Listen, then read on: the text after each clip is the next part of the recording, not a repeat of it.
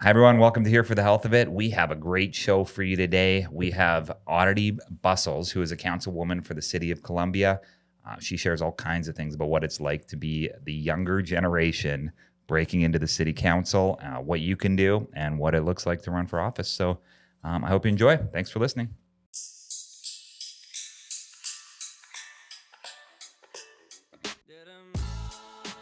Hi, everyone. Welcome to Here for the Health of It, Columbia's hottest and fastest growing podcast. I'm Dr. Randy, here with Dr. Tom, as always. We have our first political guest today. You don't think of yourself as a politician, even though you are. And Aditi Bussells. Yes, don't make me a vegetable. Not to be country. confused. So your name is spelled Aditi for anybody that Correct. wants to look you up on Instagram. You post all kinds of stuff on Instagram. You have LinkedIn. You have Twitter. I do. You have, what else do you have? TikTok? Oh, yeah. No, not a TikToker. No TikTok? Yeah. I catch it a week later on Instagram. Facebook. Snapchat? It used to be in college and then Too many secrets. Too much. Yeah. Yeah. Secret snaps. So Is that a long A in your name? Is that what you would call that, the first letter? Aditi. Yeah. Like a long A? Because in Canada, that's Aditi, right? yeah, in Like Canada, I call like it pasta. Aditi. Don't call it I think that. that's what I would say in Canada. I think that would be the Canadian pronunciation. All right. I feel like my name has become pretty mainstream over the last couple of years. You have Aditi Shah, who's a Peloton instructor. You have Aditi, who is a ESPN reporter. There's a couple of major Bollywood stars. So they have helped. Sweet. That's good. Yeah. Today's episode is brought to you by our sponsor, Columbia Family Chiropractic, with 3 easy-to-get-to locations, one in Forest Acres, which is by Trader Joe's, one in O'Neill Court by the DMV, and one in the Northeast by Sand Hills. You'll be sure to have somewhere near you. They offer a ton of services from corrective care, on-site digital x-rays, spinal decompression for bulging or herniated discs, dry needling for injuries, pediatric care, and a Class 4 laser. They accept all your major insurances. And if you mention this ad, you'll get a discount on your first appointment. Check out their website at cfc4health.com or Google Columbia Family Chiropractic. That's cfc4health.com. So you're a councilwoman for the city of Columbia. I am. Which is just a wild job to me. It is. It's definitely like an episode of Parks and Recs. And I am Leslie Knope. So my dad was a city manager for years and years and years. So he would be the guy that wasn't elected, but he was sitting in the council room while everybody was arguing and fighting about things. And then he would have to take it back to the staff and try to implement basically what they argued about or they figured out. Is that kind of an explanation of what happens in there? I would hope that we're not seen as people that argue a lot. I will actually say that this council gets along really well. Really? We disagree a good amount, but it's not this volatile situation where we can't talk to each other. But yeah, the city manager and the city administration is tasked with implementing what we're doing. And I would actually argue they, in some ways, are public officials as well. They're just not elected, though. Correct. Yeah. Okay. So tell us how you got into this. So I think like most young people in 2020, I was like, what is going on? We went into lockdown. There was a lot of uncertainty. And my background's in public health. I've always said that health is the great equalizer. It's the one thing that despite us wanting to find differences amongst each other, it's something that brings us together. And I always felt that health was the avenue in which you can really make a difference on a population level. And so I had just finished up my degree. I got my PhD at the Arnold School of Public Health and really started to be vocal from the beginning of the pandemic in terms of just feeling frustrated about how a lot of things were not being portrayed accurately. People were confused about what the data meant, what we were supposed to do about small businesses. And so I had this unique platform where I didn't work for a state agency. And I was able to be vocal through op-eds, through Twitter, through social media of all kinds, really helping people understand this is what this means. This is what we have to do in terms of testing. This is what prevention means. And I think that kind of inevitably created this brand and platform for me in South Carolina. And I'm the first to say, when I first moved to Columbia, I did not like it. I was used to a much more diverse community. And as a brown person, I'm navigating a very white and black kind of landscape here in the South. There's not a lot of in between. I was ready to go after I graduated, but this work that I fell into during the pandemic really made me passionate about making sure that my city is doing well. And I'll never forget when a congressman reached out to me through the 1 degree of separation that is Columbia. And he called and he said, "Hey, Dr. Bussells, what should I do about schools?" And I was like, I'm 30 years old and a sitting congressman is asking me what I should do about the strategy for education in South Carolina during the pandemic. There's something really special here.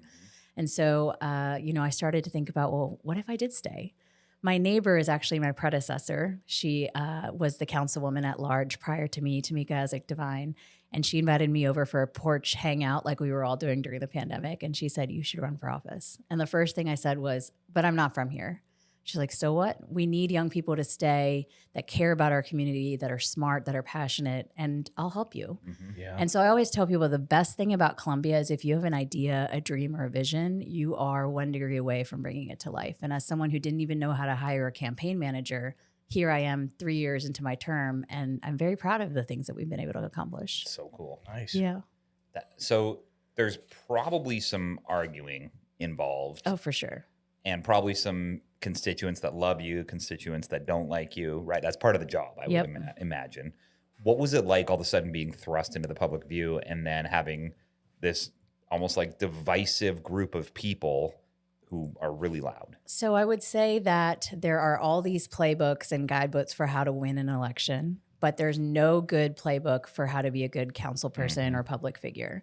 And then I can't talk about this without talking about all of the other identities that intersect. I'm a woman. I was 40 years younger than the oldest council person, right? Wow. I'm also a woman of color.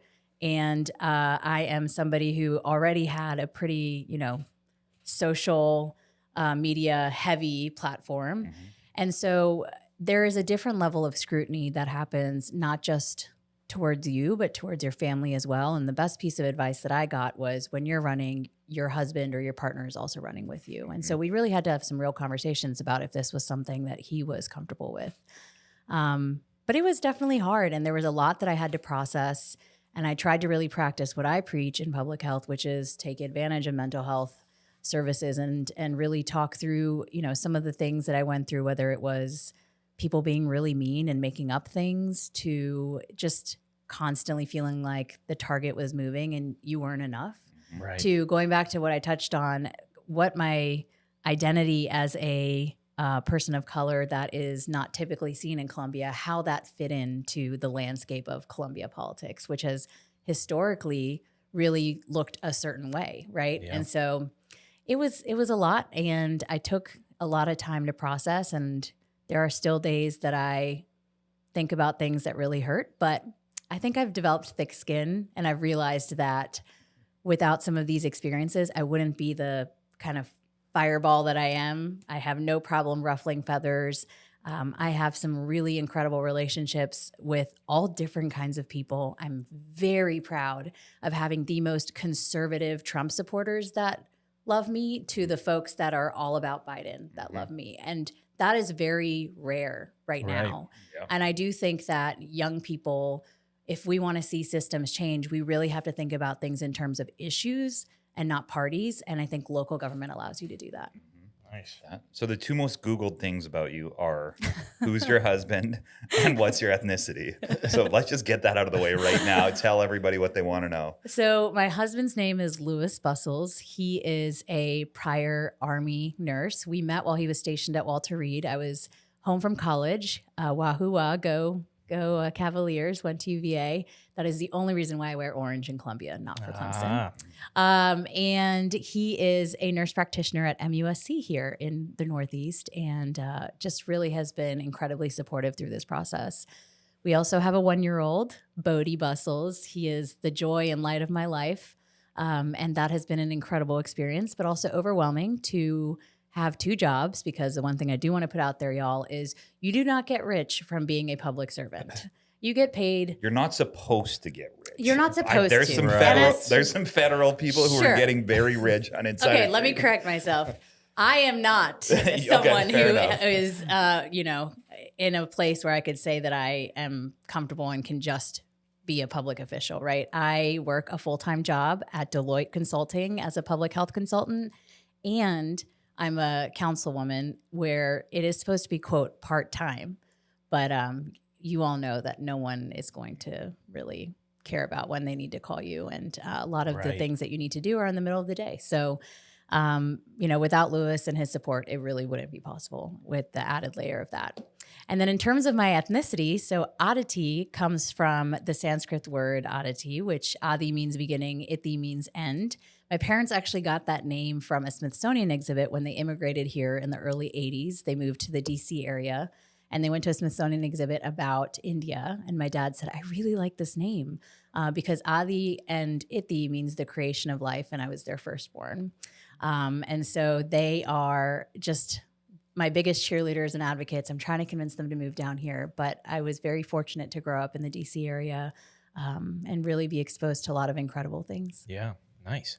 When did you move to South Carolina? Almost 10 years ago. Oh, really? Nice. Yes. And was that for school? It That's was what brought for you school. originally Yes. down here? I always thought, I'm going to settle down, right outside of DC. I love DC still. I think there's a lot of great things that you can learn from how that city is doing.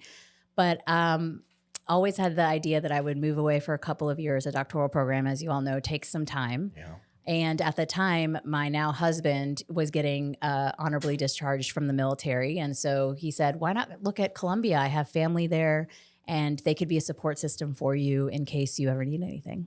Sweet. So when you move, I kind of want to talk more about diversity. Is that Sure. okay? Is that I like the idea of people getting more comfortable being around more cultures, right? But I think there's this unspoken, I don't want to offend anybody, but I want to know more about somebody. And I was thinking of an example, driving over here, I was like, there's a name for the hat that people wear in the Indian culture, right? Or even in the African American culture, or whatever it may be. I have no clue what the name of it is. Mm-hmm. And I'd like to know, but I don't know if that's a special, religious, I could say it wrong and be like, you are ignorant and a bigot and racist and all that stuff, right? How do we get people together to just learn those sort of things? In a comfortable, I'm not here to offend you, and I'm that dumb that I don't know if I'm saying something right or wrong. So I think that you have to put aside being wrong because you're going to be wrong. Right. There's a Right. lot of things that I also had to learn. So, being in the South, I was exposed to different things we are much more religious down here. Sure. People are more likely to say Merry Christmas over Happy Holidays, where I grew up where, Jewish holidays were actually days that we got off from school. So there was a lot of different changes that I had to learn. And the first thing that I reminded myself is it's okay to be wrong, admit that you're wrong. Sure. And I think most of my friends would say that I'd rather you ask than assume. Sure. One of the things that I think we all in Columbia can be better about is actually having people in our circle of friends that are different from us. The first thing that I noticed was you have very homogenous groups of friends here or social circles. Mm-hmm. And some of that is by design when you think about where you go to school or what neighborhood you live in or, where you go to church. In the North, I've noticed that there's just a lot more diversity even within your social groups. So sometimes if you're only exposed to these different cultures in a very professional setting, obviously you wouldn't feel comfortable enough to ask. Right. But if you actually get to know someone as a person, there's a lot more of those questions you can ask without the fear of being called anything. Right. So my advice would be ask the question, but make sure you develop a relationship first. I think it sometimes comes off more ignorant to not ask about something that's special to us and just act like it doesn't exist Right. than to ask about it and be wrong. And one kind of example I always use is I hate when I go to Starbucks and they'll be like, latte for Jennifer, hot chocolate for Chris, water for, I don't know how to say this name, right? It almost otherizes you you don't For sure. exist. At least try it. Yeah. You don't want me working at Starbucks then calling you a deity. But I would correct you, and I probably would come enough where you would finally Start to learn know it, right? yeah. And I think that sometimes because we're so fearful, we just don't. We don't I'm say terrified. In fairness, I'm terrified of saying names that I don't know how to say. Yeah. And part of it is just I say it in a way that I think it makes sense, But that's okay. but That's it's why we the have wrong open way. the show and read people's names. Right. Yeah, that's But why I also, keep the form and I ask and then I write it how I would say it. So for your name, I have to write it differently Great. above it to remember it.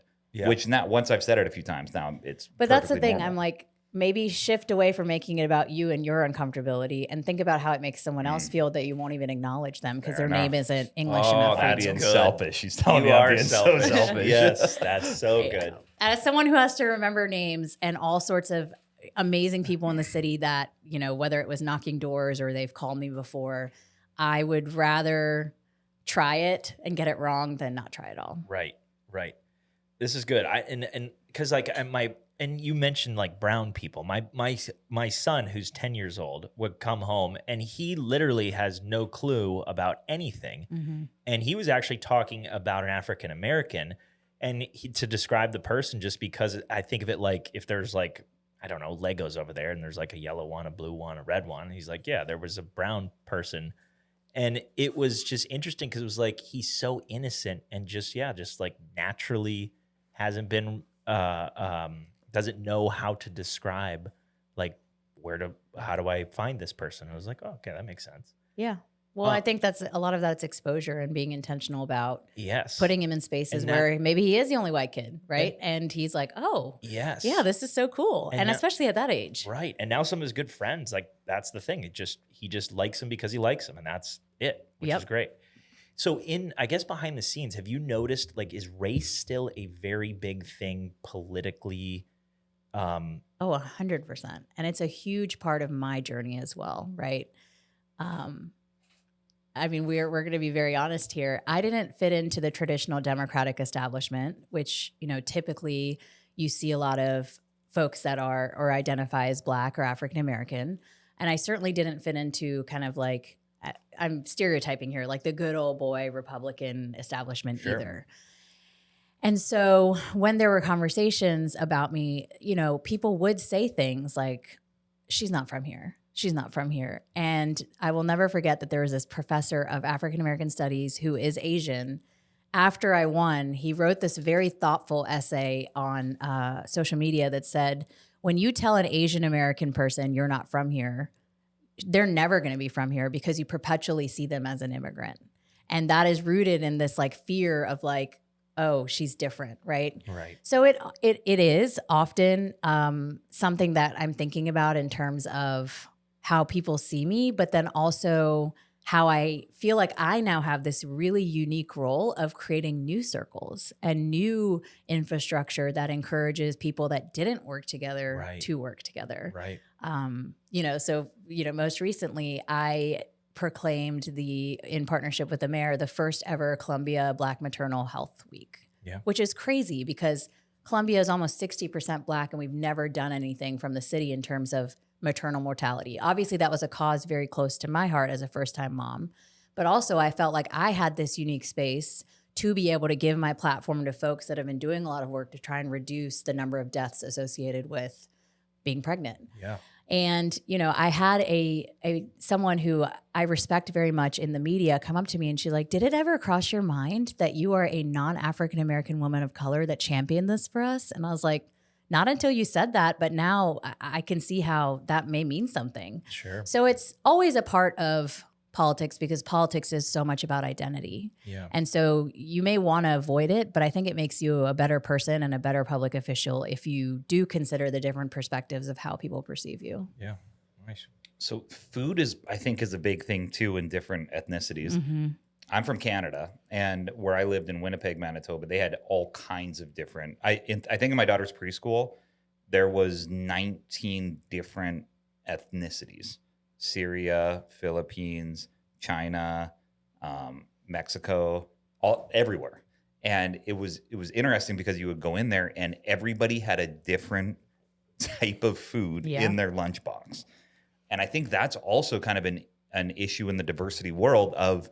I remember I would in high school be tutoring a Chinese guy. He was straight from China, so his parents taught zero English.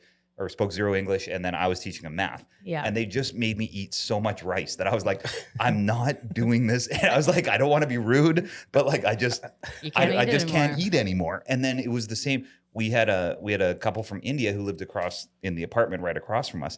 And I like love the curry taste and smell, but I didn't grow up with it my whole entire life. So to have it always there, I would notice it, whereas I think they didn't notice it. Mm-hmm. Is that a thing that you're finding? I don't know if I mean, I don't know what I'm trying to say with that, but just like I'm so trying we're to get like used to all we're these like on different the heels foods. of the Food and Wine Festival that Yes. some of your previous guests who are close friends of mine helped kind of put that on. And I think that food is a great way to actually expose people to different parts Cultures. of the world. Mhm.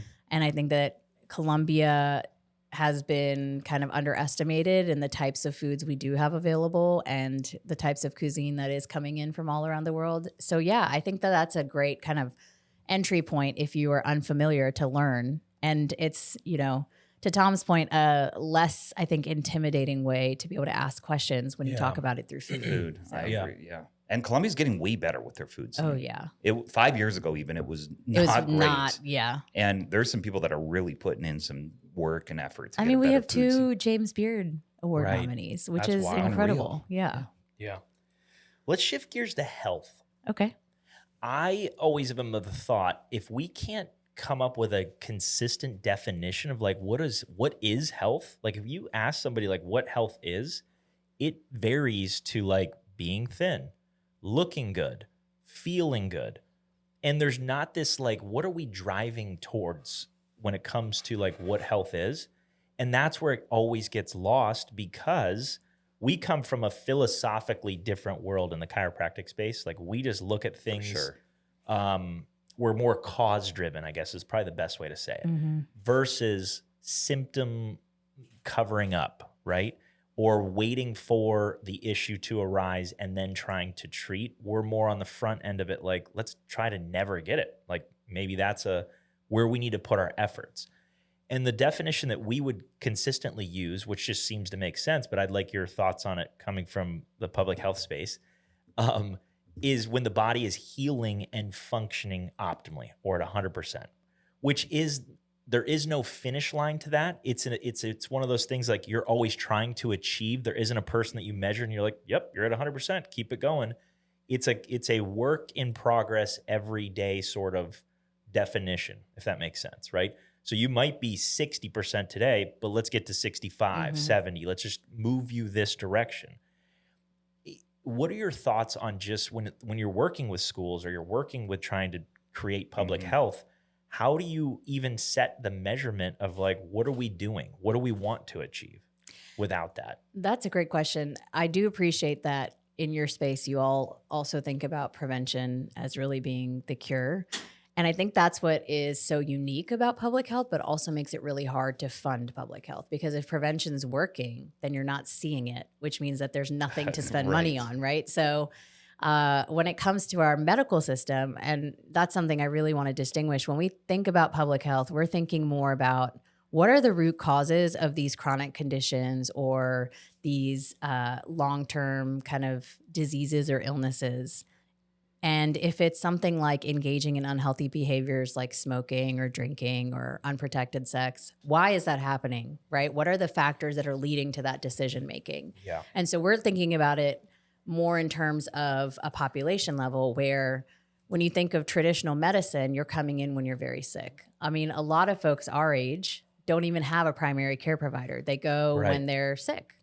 And, fingers crossed, a lot of young people don't get as sick as, say, folks that are much older. But that, I think, is fundamentally what is flawed about our healthcare system, is that we're so focused on getting reimbursed for treating some specific thing. Right. So, my definition of what is health is for you to be able to live your life optimally and authentically. And I say those two words because optimally looks different for every person. I don't agree that a certain size or, a certain build is what defines health, right? I also believe that when you live authentically, that means that you're addressing all of those social and environmental factors that can often contribute to poor health, Right. or the stressors of, say, not being able to be yourself in a workplace. And we know that there's a ton of research about how stress can interrupt your epigenetics and can change your brain and lead to really poor health outcomes like heart disease, obesity, diabetes. And I think that that is fundamentally what public health is about as well. It's how do we address the root cause to achieve a common good for all people? Right. And that's very different than, I would say, something like medicine, where you're, again, going in when you're very sick. So. Right. Yeah. So then I guess if we were going to look at health in general, in the political world, there's a lot of talk about the things that you said: smoking, drinking, unprotected sex, transmissible things, cold, flu, whatever. But there's so little talk about what we're eating, about chronic phone use, about sleep deprivation. And I think it's just unpopular, because I remember when Michelle Obama came out saying, that's it, I'm going to change. And I read all of Barack Obama's books. I was like, this is awesome. Everything that he's doing is awesome. I was listening to Michelle being like, yeah, we're going to change the food system. Instead of putting in pizza and chocolate milk and Skittles in our school and soda, what we're going to do is we're going to have healthy food, real food, cooked food. Kids are going to drink water. I was like, this is going to change the entire United States. And then all of a sudden it was like crickets. Yeah. Oh, turns out Pepsi doesn't like it when you say that you're not putting Pepsi in there. Right. And it turns out that contract with the place that makes all the processed food, they like it. And it turns out Snickers bars are a little cheaper to give kids than a homemade. And then it was like, all right, let's just let this keep it going. Obesity crisis, ADHD disaster keep rolling. Well, I think I agree with you. I don't think it's that it's unpopular. I think you have to look at where the power lies. For elected official, the power always lies in being able to show results and show wins. And a lot of these complex problems take forever to fix, right? So even in my work with some of the homelessness, chronic homelessness that we've been dealing with in a lot of our downtown corridors and even out towards 77, of course, we want to be able to show immediate results because it's the number one constituent concern. But let's be real. If we're going to actually address it in the long run, it's going to take way beyond my term to really see a difference in a meaningful way. So you see a lot of that where folks are like, I can't fix obesity, but I can fund this program that maybe indirectly addresses obesity for a short period of time so that I can get reelected and be able to share, like, here's what I did. And there's value to that. But you don't have a system that's set up to prioritize those longer term investments either. Same thing that goes with who is on the Hill or who's at the State House right now. It's typically special interest groups and lobbyists that have a lot more capital and power and money and time to talk about their issues and push them forward. And as someone who, I mean, I had to raise over $100,000 as a first-time candidate. It's hard to find that money. It's a lot of money. It's a lot of money. And, you know, I don't fault those folks that have to think about those things. And oftentimes, who are the groups that are giving that money for you to, again, be reelected is those groups. Big food. I think if you asked everyday people, Big exactly. Pharma, yeah. Big pharma. They do care about these issues. Yep. They want healthier foods. I think Yep. millennials have definitely exposed a lot of, I think, some of the issues with how food is treated in the U.S. versus other countries. But I think it's going to take time and putting pressure on folks that have power to make decisions differently. So what does that look like? Because I always feel helpless. I feel like I sometimes complain about it, but I don't know what to do about it. If I had a magic wand, it would be high fructose corn syrup is never allowed in another school again, ever. Dyes, Kindergarten to grade 12. food coloring. Any dyes, not allowed in there. And I would say even the playgrounds are not allowed to be sprayed with atrazine or any sort of really toxic playground. And I would say that the cleaning products in any school should have to be tested for safety in a 5-year-old. If you're covering it in Lysol and the child's breathing it in for, every 5 minutes you're spraying their desk with Lysol, there needs to be tests that are showing it's safe for a 5-year-old to be inhaling Lysol for 8 hours a day. Right. Before you do it. We're not spraying it on them, we're spraying it around everything that they touch. And they're not drinking it, but yeah, it's getting They're on their inhaling skin it. all the time. So, I mean, of course, there's the traditional route of all the things you can do federally, which obviously do trickle down to our community. But as a local elected, I can tell you that there's a school board election coming up for Richland 1 Yep. and Richland 2 and Lex Rich 5, especially for this community. And those folks, like city council, make a lot of crucial decisions about your kids. And I think that the easiest way that you could be making a difference is starting there. The difference between being a local elected versus, say, a senator, right, in DC is you actually know your constituents, you know your haters, you know these people, you see them every day in spaces. So the ability that you have to advocate for or put pressure on or have a conversation about is much higher than, say, somebody that's out in DC. So I would start there, and I'd start getting involved in local elections and local forums and writing letters or doing coordinated efforts to push to change some of these policies, because you may not be able to do it for all of South Carolina yet, but you are making a difference by starting small and then letting it hopefully turn into something that's a little bit bigger. Yep. What do you think of us just starting a school and then controlling everything from the ground up, and then that being the study? Like, take zero government funds, make it 100% private. We control everything.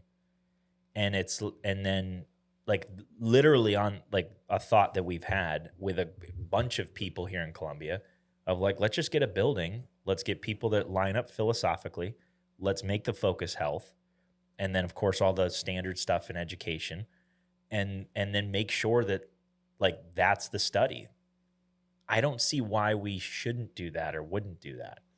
Because I mean, it's a great idea. I'd have to think about it a little bit more, but my like first initial reaction is you got to look at the ethics of studying kids, which is really hard. To your point of why we don't have a lot of studies on kids or pregnant women or some of these vulnerable populations is there's a lot of ethics that make it kind of difficult. And then I think the people that'll need it the most are not going to be the ones that you're going to be able to get in there, right? They're the folks that are in public school and their kids are working. Or not their kids, the parents are working multiple jobs, or they don't have consistent transportation. And I think that in some ways that would contribute to kind of the gaps that do exist. Would it be a good thought though to like create it as the model that then the public system could adapt? Because I think it could be done cheaper. I think it could save the public system a lot of money. Like even just to his point of like the food that's offered is like your drink is water. Like that's it. There's a filtration system too, so we would have filtered water, and that's your option. It's not milk, which costs money, or more money than water, let's say, or chocolate milk, or slushies, or juice, or any of that stuff. Well, right? I mean, why couldn't you create a program or a model, get funding for it, and then implement it in a school?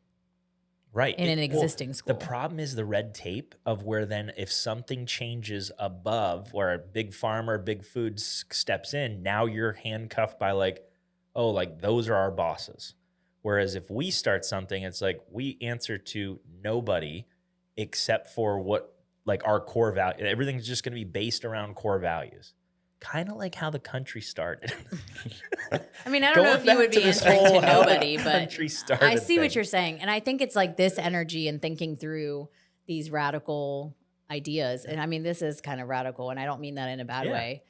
To really try and figure out what is it going to take to fix the problem. And learn from it. Like there's going to be things that we do wrong, and then it's like, all right, you just feedback that, and like, yep, we do need to change this, or recess maybe needs to be 2 hours, and it's just crazy to me the direction that we're heading, and the screen time, and all the stuff that's happening with our kids, and the shit that's in the food, and the hormones, and the pills, and we're looking at other countries and going like, that's not happening there, and the way they're doing things, we're not modeling that level of success, and our country's just getting softer and softer and weirder in all the things that we're doing. You know what I mean? Like the big issues are like gone. It's more of these like smaller, everybody has a problem that they want a voice for. And we're not like looking at like the kids just growing up of like, let's create some leaders that can come up with some cool shit and make this country, take off again. Well, and I think your point too of it not reaching the people that it needs to reach is an issue, because our church started a school and it's a homeschool co-op. So it's 2 days a week they're in the school, and then 3 days a week my wife and I are Pretending homeschooling to school them at home. It's just so fat. You realize how quickly they learn the concepts. So I spend 30 minutes with my fourth grader and my first grader, and I'm like, oh, you understand that? I guess you want to go ahead? Do you want to just go play Barbies? What do you want? Like, what do you want to do? They implemented all the things that were like, the class sizes are 10 kids and the teachers love it and the kids love it, versus 30 kids and a million rules and 6 that have behavioral issues. So the other 24 have a hard time learning. Mm-hmm. But I don't know how to reach the groups who it should, like, how do we expand that to where we're like, all right, we need 12 kids in a room actually learning and being outside a lot more. I think that goes back to kind of one of my philosophies is, if for you to change the system, sometimes you have to enter the system and be a part of it. And so there was a lot of things I didn't like about Columbia in terms of, our lack of, say, economic growth for a while, or how we were losing a lot of our talent, or how we have broken sidewalks and lots of cables in the sky, or how there's not this pride that needs to exist. I could have done my own thing, which some folks are doing, and I think it's really important. We have a lot of great groups out there that are trying to address some of these issues. But I decided that the best way to do it is to get in the system and try and disrupt Be part of it. And I think that that's where we need more young folks. We need folks that care about issues like this to get in the infrastructure and then change it, right? If you were on the school board, you would be making a lot of these decisions directly, but it maybe hasn't crossed your mind like, oh, I should run for the school board because I have my thing over here. And I feel like that's not a wrong way to think about it, but that has led to the unintended consequence of the haves and the have-nots, where everybody's doing their own thing that can, and then everybody else that isn't is going to use whatever's there. We're starting a movement. We got to do it. But we didn't know who the elected officials were prior to 2020. Yeah, I don't know anything about politics. By 2020, still, I knew. I just don't care. You don't? Oh, I knew every school board member. Don't be saying you don't care, because you should care. But I do, in the sense that, like, I'm going to vote and I'm going to do that kind of stuff, but I'm not watching the news. I'm not following the meetings. I'm not really doing much of any of that. Which I guess maybe I should. I don't know. I mean, you don't have to watch every meeting or watch the news. There's different ways to get information. But in the, 30 minutes we've been talking, you brought up a lot of issues that we are talking about. And there's definitely digestible ways to get information on conversations that may be happening that directly relate to some of the things that you're doing. And that's what you should be paying attention to. Right. He's being selfish, isn't he? Oh, for sure. Yeah, I like my little bubble, but I like to complain a lot to the people that are making. So, well, how many people sit? Because I don't know. How many people do sit in the council meetings and all of that? And, like, what's the time commitment and what's all that look like? So we have 7 folks on council. I'm at large. So like the mayor, we represent the entire city. That's from Fort Jackson to Elgin down to Harbison. It's a pretty what large. Does at large mean? Meaning that I'm representing the whole city. I'm not district specific, because then there are 4 members that represent specific districts. So the city of Columbia is divided into 4 districts. So there's 2 at-large folks, 1 mayor, and then 4 district. Now, when it comes to the meetings, one of the things that I pushed for was they used to be at 2 p.m. Like, who's coming to a meeting at 2 p.m. unless you're retired or independently wealthy, which I guess you could argue was reflective of the type of people that serve, right? Right. So we moved it to 4, which was, I wanted it to be even later, but 4 is still doable for those who really want to be there, I think. Not ideal, but a little better than 2. And we see a wide range of folks that come. There's always an opportunity for public comment. So you can come and get 3 minutes to talk about whatever you want to talk about. You can get on the agenda if you have a specific presentation you want to make, or if you have a zoning request. There's a whole process around that. So it ranges. Sometimes we have 100 people in there. Sometimes we have 20. But it really has to do with what we're talking about that day. And you said that's weekly, or how? That's often? weekly. Weekly. That's just one part, right? Yeah. That is the actual policy making and voting on something part. We then have committees as well. So I chair the Health, Social, and Environmental Affairs Committee, which is everything having to do with those topics, which is actually a pretty wide range. I serve on the Economic Development Committee, where we're looking at deals and tax incentives and thinking about some of the items we talked about earlier, like talent retention. And then I also serve on the Administrative Committee, which is what are the different policies that govern city management and city staff to make it work.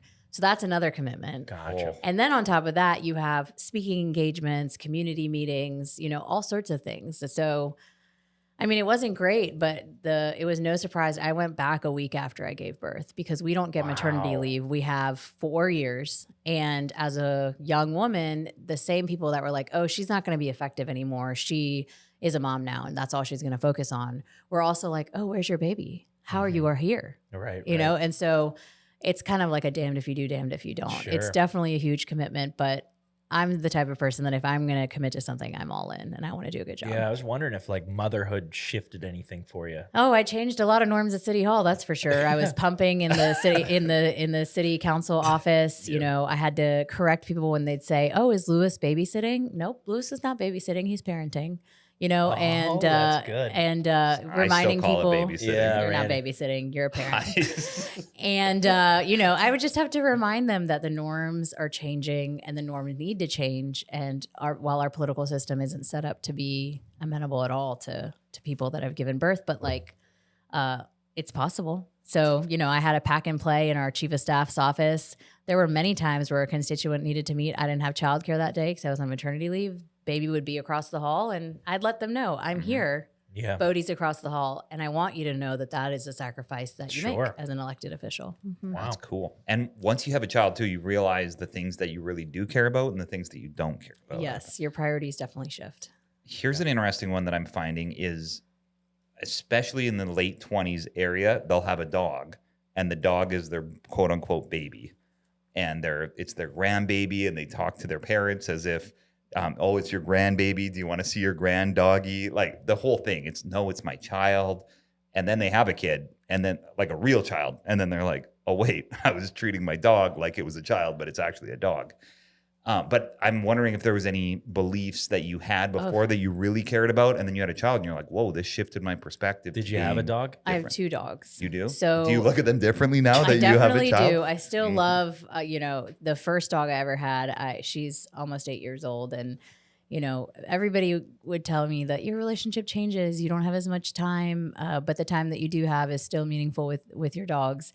That definitely changed, and I would like to apologize to anyone that I ever compared my dog to their child because it's not the same. We are not the same. But I think just having better time management, and I also felt less FOMO. Like I just don't feel like I'm missing out on a lot of social things because I'd much rather hang out with my baby. He's changing every day, and he's not going to be this little ever again. So why not do what I have to do and then spend as much time with him as possible, where I think I would get caught up in like, well, I wasn't invited to that, or I want to go to that. And you just had a lot more, I think, flexibility in your time to be able to do things. And those things just matter less now. And I focus on, my full-time job, my city council role, and being a mom. Nice. Do you get any special treatment anywhere because you're a councilwoman? So Saturday, I went to Beamer Ball, which was amazing. Nice. I had never been on Williams-Rice Stadium's like turf, grass, field. I don't know what the right word is. But anyways, as soon as we got there, it was pouring rain. And we had no umbrellas, of course, or anything. And so, Lewis and all my friends had already jumped out of the car and were running towards like cover. I was the last one in there, and I'm not a big heel wearer, so I'm like Lewis just trying left to you. like get out. Oh yeah, he was like, I love that Lewis yeah. just ran. He was like, I can't help you. Like, see ya. And I remember I had just put one leg out, and this couple is like, oh, wait, Dr. Bussells, wait. And they pulled out another umbrella. I couldn't tell you what their names were. Their faces looked very familiar. They listened to the show, I'm sure. And they were like, Councilwoman Bussells can't get wet. And like they took me in, under their umbrella, and I was like, "Wow, I didn't know that I was that recognizable that you'd save me from the rain." So that's been really cool. And I would just say, like, when folks come up to you and say, "I remember when you knocked on my door," or "I remember I saw you on TV talking about XYZ initiative," that's really special to feel like people care and they're noticing because Yeah. Like Tom, I mostly only get the people that don't pay attention and complain. So it's nice to Yep. be able to get some of the good things. So you did do knocking on the doors? I did. I knocked probably over 3,000, 4,000 doors. So what's that like? Like how many people are actually letting you in? Or do you go inside? No, you don't go inside. Okay, you're because just- I was also in 2021 where it was like that tail Right, end of right. like vaccines were out or whatever. People were like kind of at different Yeah. levels of Not a lot of comfort. handshakes Mhm. happening there. So I would say maybe 30 to 40% of doors would answer and Yeah. we would have a conversation, which was wonderful. And for so many folks, because I don't come from this famous political background or a recognizable name, it was that 1 minute interaction Right. or 5 minute interaction that sold them. What do you say? Like, hey, Hi, I'm Aditi Bussells and I'm running for Right. city council at large. I'm knocking doors in your neighborhood today so that I can get to know my neighbors. nice. Did Yeah. you give many COVID bows? You remember like the elbow to elbow? Sometimes. And some people would be like, can I give you a hug? I miss the COVID bows. I still do that though. Do you? Yeah, especially when I'm at the gym because people, Yeah, you know, yeah. ever since everybody's out, and I again, appreciate- yes. the flu's back, the colds are back, and everything just feels worse. I appreciate a good bow versus a handshake. I think I wish it was Yes. more popular because hands are just they're very gross. Yeah. Sometimes moist. We had, Or- we had a funny thing that we do where you would pretend to shake someone's hand, but then you would change it into a fist bump at the last minute. So they would shake your fist bump, and Oh, it was that's- just. that's I mean, it was just just on. But it was like very it was at the uncomfortable. time where like 50% of people were shaking, 50% of people were still fist bumping, and you change it. We need to bring it back. So immature. What system do you use for time management? Because you have so many things. Like, what are you? Do you have a little? Do you go electronic? Do you I'm have? electronic. You're an electronic. So it's Google tough Calendars? because, yeah, I use Google Calendar, but this day and age when security is so tight and working for a large consulting firm that obviously has all sorts of clients, none of the systems talk to each other. The Right. city's account doesn't talk to Deloitte's, doesn't talk to my personal. I also have 3 cell phones, which is What? insane. I have my personal, I have a city cell phone, and then I have a Deloitte cell phone. And you can't combine them. As an elected official, you're subject to FOIA. So What's that? that means that under freedom of information, if there's a specific thing you'd like to request, say text messages about anything having to do with Soda City Market, Yeah. they can put in a request and then they can literally pull that off my phone because it's all public information. Oh. Now, if that's on your personal phone, then that could maybe, you There know, might be some weird stuff. I'm sure on I there. have stuff on there from like college. You know, I've had Oh, an yeah. iPhone since the secret files. right. And I'm like, do I want to hand that over? So anyways, it's a lot and it took me a while to figure it out. And there's sometimes that I miss things because Right. we don't, not only are we part-time, we don't have a full-time staff dedicated to us either. So a lot of electronic stuff, a lot of coordinating with, you know, family to figure things out and just being as open and honest Yeah. about everything that's going on. Do you have different ringtones for them? Like, What millennial uses ringtones? I don't know. Our Do you- phones have been silent since like 2007. No That's kidding. what I keep saying. But Tom I'm and his an- wife Megan are constantly older- dinging and ringing. Oh yeah. Are you Gen X? I'm an older millennial. Okay. I think 83 is my. Yeah, 1980 I think is the millennial cutoff, right? Oh, you're basically Gen X. You grew up in the 80s. I grew up in the 90s. Gross. 90s is That's a great so time. gross. No, I don't have ringtones because mine are never on. So but do you go vibration? What do you Yeah, do? I do vibration, Okay. yeah. So that's it. What are you listening to in your car these days? Um, Taylor Swift, not Beyonce. I mean, I've listened to a couple of T Swift's music, but I'm not a big, I gotta like listen to every single Yeah. thing. Audiobooks. I've gone back to the 2000s. I have a lot of great playlists that are Spears, like, oh, NSYNC. Britney's my girl. Yeah. But like me the too. 2000s and then the EDM phase in like the 2000 teens Yeah. was amazing for working out. I'm still listening to that. It was the worst. Um, Whatever that was He so said it bad. was Oh, I it was thought. great. Whenever every New Year's Eve, my wife and I listened. We start in like 1984, and then we listen to the top 2 or 3 songs from every year all Oh, the I way like up. that. But I 2000 starting in 2010 to about 2018, I'm like, you gotta skip, Oh, you gotta that's the skip. greatest for era. 8 straight years. It's just like, do I want to listen to a techno beat with no singing? Okay, you're listening to the wrong stuff because there's Great. a lot of great EDM music What? from like Kygo is incredible. He did a bunch Kygo? of stuff. Calvin Harris. I don't even Kygo? know. I've never heard of maybe Kygo or Calvin Yeah, Harris. if you played a song, I would probably know. Yeah, you probably you know know, it. yeah, Or we Rihanna's, Rihanna. the techno phase that she had. Like, so I listen to Yeah. a lot of that. All right, I fair haven't enough. really been following. If I do hear some of the newer music, it's because it's a TikTok or Instagram, and I'm like, Nice. oh, this sounds exactly like one of our songs that you just remixed. So Sweet. if swear words come on, do you just let them play in front of your 1-year-old? But you're Yeah. gonna change. When are you gonna Oh, switch yeah. that? Or I mean, to be honest with you, I don't typically listen to a lot of music while he's in the car because I'm always like worried about if he's crying or if he's Right. okay. oh. So most of the time I'm jamming out when I'm by myself. To Coco Melon See, I guess Is he he- likes Coco or Melon. Mickey Mouse. Coco Melon? Coco Melon is like It's like an a little infant show. show. Yeah. Oh yeah. Yeah. So I guess I'll switch Not much now. music. What about Bravo TV? Do you watch Oh, that? You See, do? who doesn't? I don't have He it. What do you have? doesn't I don't watch TV. I mean, I watch it asynchronously. Like I never get to catch it when it's happening. Yeah, but yeah, I'm a Pump same. Rules girl. I Great. have been to Sir. I got to meet one of the cast Wow, members. really? One day I want to go to BravoCon. I think that would be amazing. I'm a Real Housewives of Beverly Hills person. Okay. Atlanta. Oh. Yeah. I love Bravo. Are you getting into the Valley now, I haven't gotten into it because I'm not a big fan of Jax? Yeah. I know. I had to see what he was up to these days. But I do love Vanderpump Rules. Is your husband in there watching it? Is Lewis like, hey, what happened? I feel anxiety when he sees me watching it because he hates it so much. Because he's like, this is going to teach you to be more dramatic. And I'm like, no, I grew up with Bollywood movies. Like, I'm going to be dramatic as it already is. Like, these housewives are not teaching me. In fact, it's like an escape from everything that's going on. He just doesn't like the like beep, beep of like the cuss words being beeped out. He's like, right. every other word is a cuss word. So then I found a solution. If you watch it on Peacock, they don't edit it out, so there's no more beeps. Just that's the real word. Just watch it, for what it is. Right. So Below Deck, that's another good one Yep. Really? too. hmm Nice. It's kind of nice. It's kind of nice to have something that you like that much. Yeah.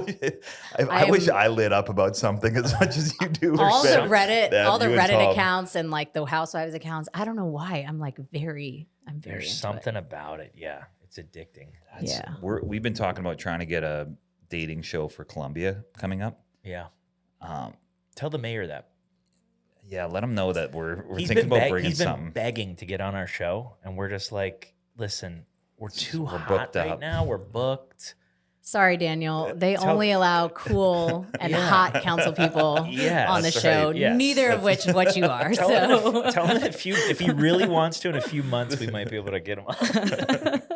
What do you think of the idea of a dating show? Do you think we could pull it off? I think so. I think it's really hard to date in the city Right. because of I always say, right, and this is changing, but there's a lack of jobs that turn into careers here. Right. You're not. And I want to see more young people stay, right? Mhm. Or they do the model that I do where my clients are outside of DC. I go up there when I need to in person, but Yeah. for the most part, it's a very remote job. And I love Columbia Airport. I can get anywhere. Right. And so I'd like to see more firms and like health tech come here where people then start to settle down. Yeah. That will also increase the dating pool because I've seen a lot of my friends. I know y'all had one of my friends, KB, KB, yeah. who's just She's on the show, yeah. stunning and just a total catch. But like, it's hard to meet people here because most people don't stay in Yeah. in that age group that may be single. But I think that'd be great. What do you think the sweet spot is, age wise? For what? Just like finding your one. See, I have a very skewed sense of that because in bigger cities, if you were getting married in your early 20s, that was kind of not the Right. norm. Mhm. But then I moved here and people had 3 kids and I was Yes. 27 and I was not married yet, right? Right. So I don't know. I think That's a good point. 25 to 35 is a good Sweet it's a spot. good kind of Yeah. 10-year window of folks that may be in all different parts of their life, but also maybe looking for their partner. And the dating world's changing too. It feels like where it was all online dating for a while and everybody got into it, and now even KB was saying, "I'm not going on that. I'm imagining my perfect spouse or future partner coming up to me in a bookstore and complimenting my book that I'm going to buy. I mean, all trends are cyclical, right? Like I missed the Tinder era by a year. I met Lewis waiting for a train at 3:00 in the morning in DC. Like just like we were all waiting for the last red line train out to wherever we were going. Yeah, because they used to be open that late to accommodate last call at the bars there. And so, nice. you know, just staggered in there and said, he there staggered, she is. which is very rare, right? In big cities, people don't like small talk with each other. So I was like, right. what is this blonde guy coming up to talk to me? What did he say? But we need to hear. I don't actually remember what he said, but he is more of an introvert compared to me. So the fact that he did come up, he always says he had a little bit of liquid courage to like do that. Yep. We exchanged numbers, and then we went on our first date a week later. And then, you know, after that we started dating. But like in that era, the Tinder era was the thing, right? About a year later. And that was really how you met people. So it's cool to see people kind of be like, yeah, I don't want to do that. I want to actually get to know you and see you for the first time in person. Yeah, and it's kind of interesting how that all evolved too, because like Tinder ended up being like the hookup site, basically. So you had to kind of go on, like you almost knew if they were on this site, how serious they were, or if they were just trying to hook up. Yeah. Yeah. And I think there's Bumble, right? Yeah. Where like the woman leads. So my sister met her partner on Bumble. Yeah. And she had a really great experience. But it was like that fundamental change of like, the woman has to be the one that, which changes the dynamics, I guess. Yeah. Were you barefoot with your shoes in your hand when he met you? Like I picture at 3 a.m. You're like, all right, my feet actually, are killing the very me. big stilettos were still on my feet because I was impractical and like 20 years old and did not understand that that's really dumb to wear to anywhere in DC where it's like cobblestones. But yeah, I wasn't in my finest moment, but I think I look cute. Yeah. Who looks great at 3 a.m.? Not many people. Apparently you do, because you've had the love of your life in there. I mean, I wouldn't say I knew at that moment, but I picture is a pretty cool. Matchbox playing. It's 3 a.m. and I still. Yeah. How's it going? It's 3 a.m. and I must be lonely. Yeah, I don't. See, I'm not good with words. Music, I don't. But I song. do. I can see it. Was it sprinkling? Was it raining a little bit Little when it misty. happened? no, it was very hot outside. It was like June. Oh. Yeah. Okay. And so my friend and I, we were running as we realized that our ride had ditched us to the train to catch it back to the burbs because we were both home for the summer from college. Yep. Yeah. Two quick things. Expansion projects in Columbia. Do you know anything about that? And then are there any like massive issues right now that we're tackling in Columbia? Tell me what you mean by expansion projects. Like, I know, so we have an office by this mall down here that's been just crappy for a long time. What is it? The Richland Mall? No. That's the one that's getting knocked down. Yes. This one is, I think, just called Columbia Mall.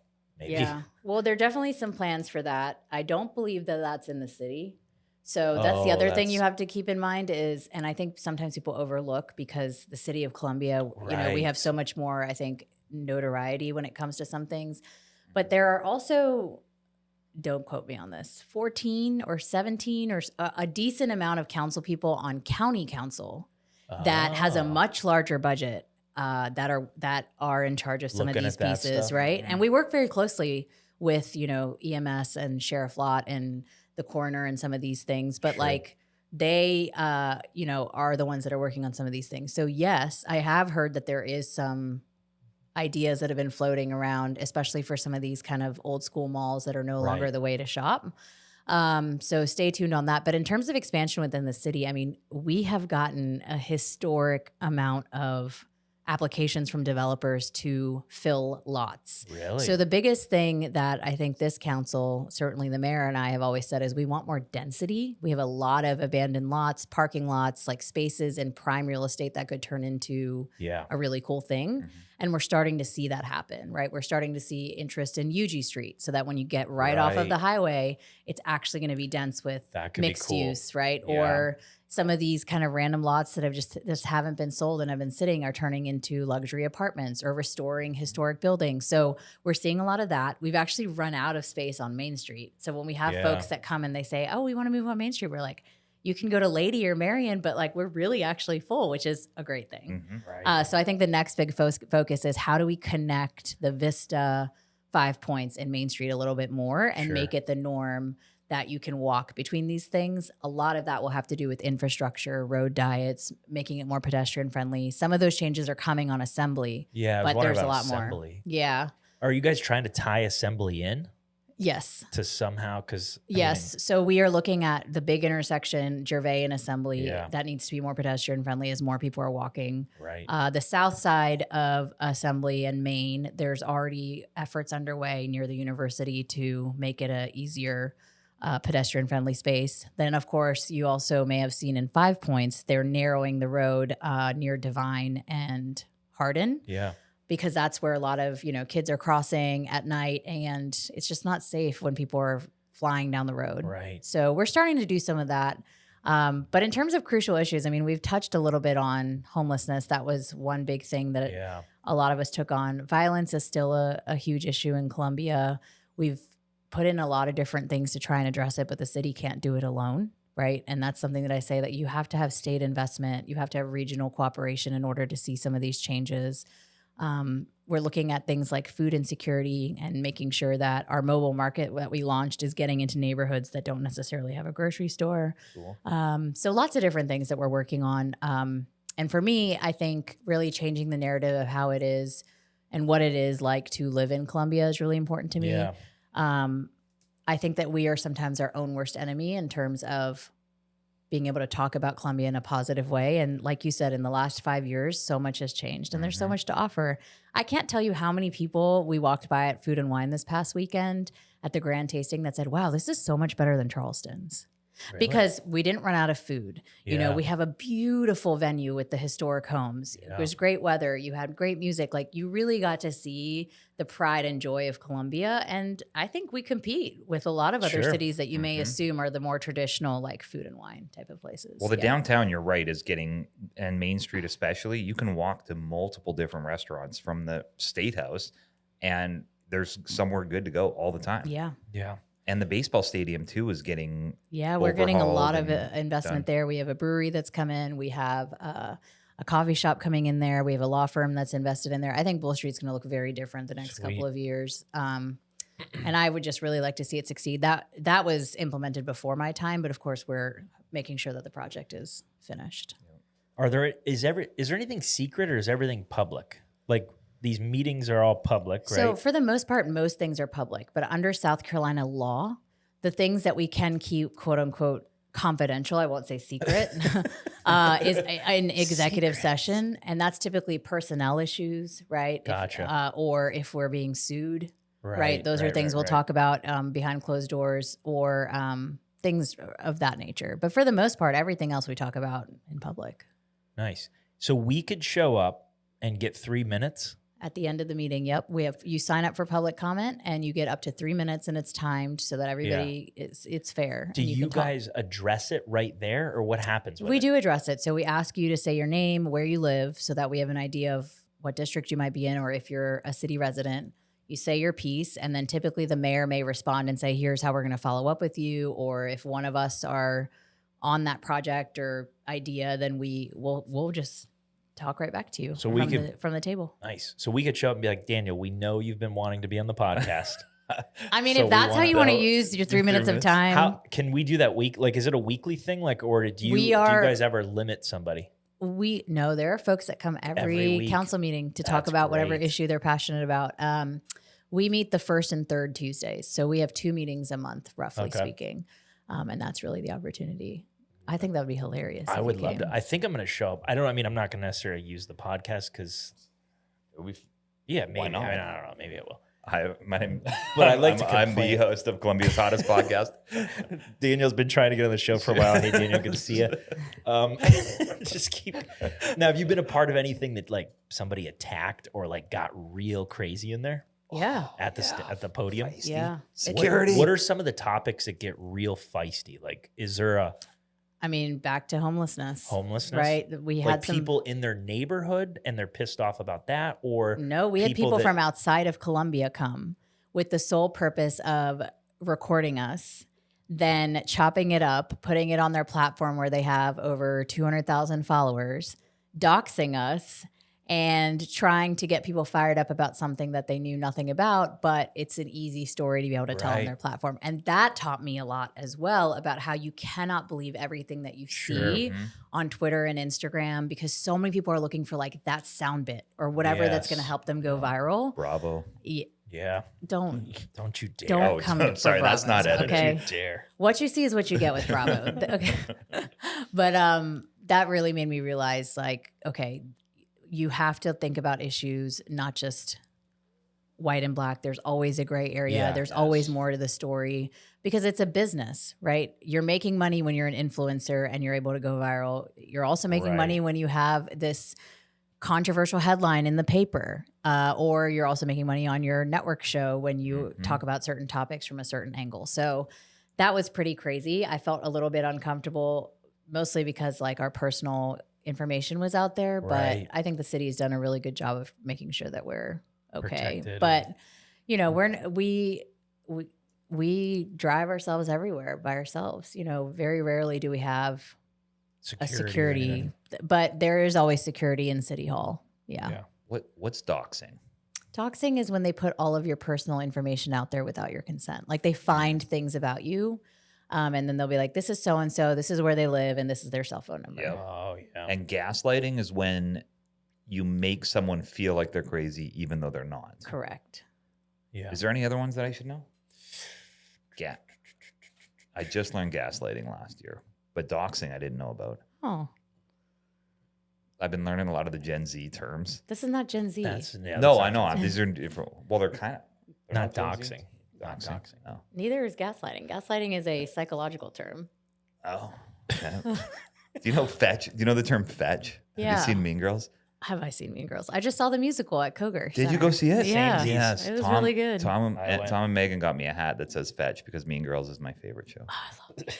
And they did a good job of bringing it into like social media age. They changed some of the, lines to make it a little bit more relevant to today. But I love Mean Girls. I never get tired of it. It's cool to have. It's fun to hang out with a politician that knows the same stuff that we know. I don't I'm feel used to like like I'm a politician. 70-year-olds. I know, but Yeah. but But I what am, I'm used to but is I am. 70-year-old guys who don't understand Exactly. any And of I it. think that's why I don't feel that I am. But then I remind myself, no, you are. And you're just changing the narrative of what it is. Right. I mean, it was a huge culture change for my colleagues to see someone be so active on social media, to share like fun things that I'm doing.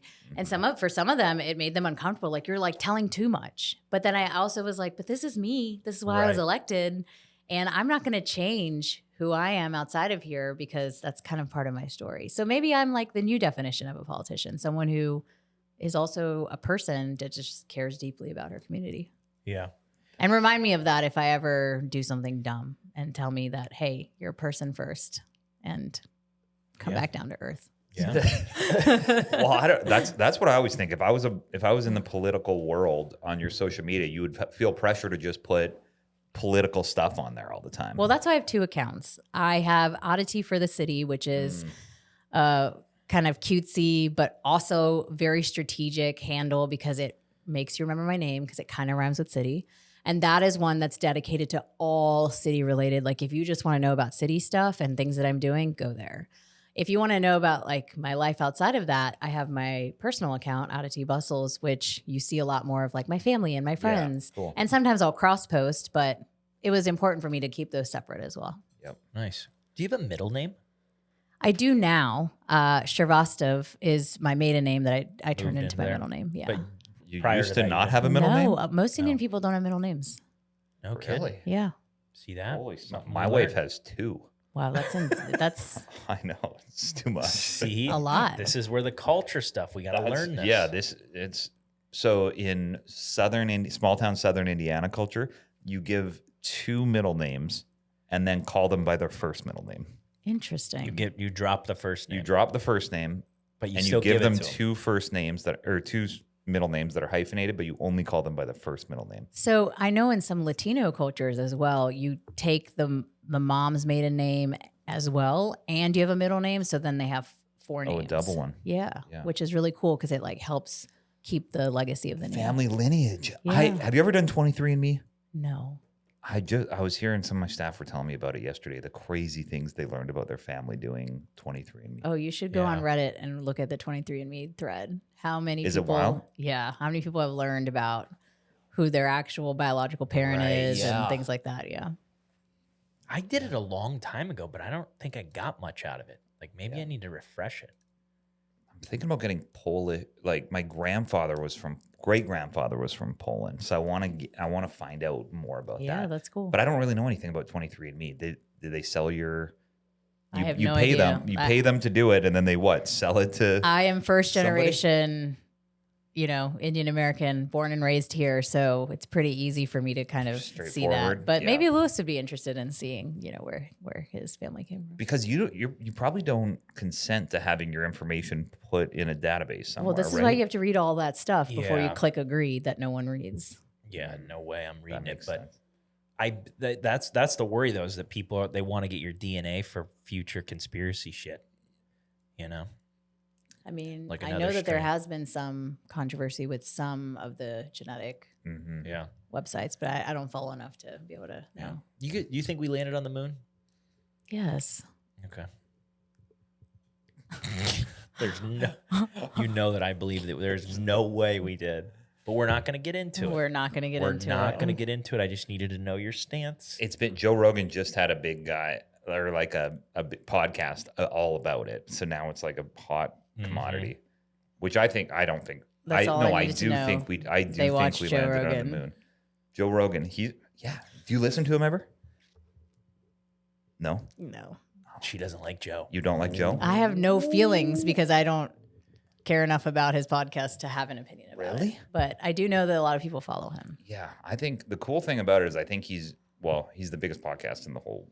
That I know. biggest media That I know. platform. Because I in looked the- y'all in up the to whole see world. if you were truly the hottest podcast in Colombia. And Where what'd did we you fall? find? Third? Yeah, you guys are doing well. Yeah. Behind Theo. Theo Vaughn's up there. Yeah. Call her daddy, I think's up yeah. like 4 right Yeah, behind us. NPR radio or brassing. But the cool thing about him is he has people from all different spectrums, and you can listen to them for 3 hours so you understand all of it. Because my biggest qualm right now is on the news. Like there might be a news clip of you or somebody's putting something together and they don't get the whole story about you. Yeah. But if they sit here and they listen for an hour and a half, they know who you are, what you stand for, what you believe. For sure. More So than they- a 1 minute clip on the Yeah. television. Yeah, but that's most been people, the edited. problem is that they only digest things in like 140 characters or a 1 minute clip. Well, I think that's changing I hope so. because his are 3 hours long and he's get 200 million downloads. That's amazing. I mean, I'm all for, and I think being in politics taught me that is I'm all for not judging a book by its cover and making sure that you have conversations because you'll find more in common oftentimes than you may realize, For sure. especially locally. So that's great. And there's people out there that are trying to take what somebody says and flip it to look a different way. Oh, for sure. Versus if you listen to them for an hour, it's hard and It's it's hard to- unedited. It's hard to not understand what they're trying Yeah. to say. You got a lot of trust. That's what I learned from her thinking we landed on the moon. So that means you have a lot of trust. If you think we landed on the moon, you're not 100%. I'm not 100%. No, I definitely. You're more like 40%. I'm kind of in the area that it doesn't make that big of a difference to me. But the idea that they were phoning from the moon in 1967 and like the president was picking up a phone that's connected to like the wall and talking to him. Once you start thinking about it, you're like, that part this is confusing to me. There's no way. I don't. Every single time I try to connect my phone to my truck's system and it won't work properly, I'm like, you telling me in 1967 they were calling from the moon to a landline? I haven't spent enough time thinking about this. I didn't know it was such a controversial thing. It's fast. I don't think It's going to be my I don't 3 think it minutes. is It's for going to be most my people. 3 minutes at the council meeting. I know that. We have had someone come and play a 21 Savage song Really? for 3 The whole minutes. time? We did cut them off. We were like, This if you don't isn't have anything to productive. say, maybe Yeah. you don't play a unedited rap What was song. What was the reason to do it? They wanted just- a statue of 21 Savage in Colombia. Oh, really? Yeah. I don't know if it was You a could just dare. yeah, you could. That's Like- the thing. It's like fraternity stuff will Yeah, be like, you that's- got to go to Yeah. city council. And Yeah, do yeah, it. yeah. What would you get a statue of in Colombia? Anything you wanted. I feel like we have a lot of statues. Too many? Would you we take some down? Maybe I take some down. I think that there's just a lot of art and history that's often underrated that we need to like appreciate more before we add more. Nice. All right. I'd probably do one of my. Would you do one? I would do one of myself. Yeah, That's an maybe easy, yeah. no brainer. I just don't know what Use pose I that. would Use do. 30 seconds of that at your council meeting. As a statue. I think I covered everything I needed to. The moon thing was big. I made sure I hit that. What do you like to do for fun? A lot of different things. I love to travel, love to eat good food. Getting back into exercising, that was something, what's a your kid regimen? really changed. I'm doing a lot more weightlifting, which has been really Nice. wonderful. I'm less stressed about getting the cardio in because my cardio looks different now in terms Yes. of long walks with the stroller. And the I do dogs. go visit Do you take your dogs on the walks? I take one. The other one, he just runs circles in our backyard to the point that he's created his own little like running path. And that is his joy. Yeah. Okay. Nice. But the older one, she is a human dog. So she comes with us and has learned to walk next to the stroller, which is great. And then I drop into Orange Theory at times when I just want to get that like group Sweet. fitness feeling and the music. And that's always a Which good way. one? You go to Forest Acres? I go to both, depending on what time it is, either Forest Acres or downtown. Do you guys live up in the Northeast area? Or you guys No, more- this was a hike for. Really? I live in Earlwood, which is right. See, we got to do. Who's the council people up here, or what do we look up to go So to their meetings? you would probably want to do county council because a County? lot of this is in the county. Richland County Council. Mhm. Okay, nice. And They- then Peter Brown does cover some parts of Northeast, including Elgin. That's District 4. Okay. But I'm pretty sure that this is not part of that. Yeah. Okay. And then what can we do to help? Whatever you're doing, is there anything that you want us to do? Well, I think you should care more about some of the things that you've Politics? talked about. Yeah, because I mean, I hate to say it, like when you say that I don't care about it. answer.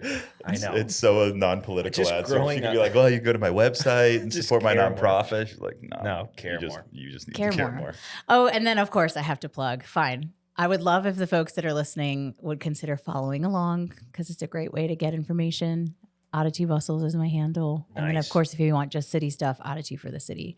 But care more. Care more. Stop worrying so much about Complain more. yourself and think about the implications that it has for other people.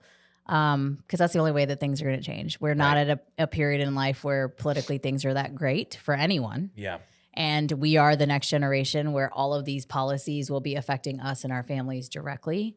And you all have the flexibility to have a podcast while having, this office. So you definitely have the flexibility to get involved politically and make some changes. Boom. Yeah. All right. It's been great. Thank you so Thank much for y'all being for on having here. me. That was awesome. Here We're here for the health of it. for the health of it.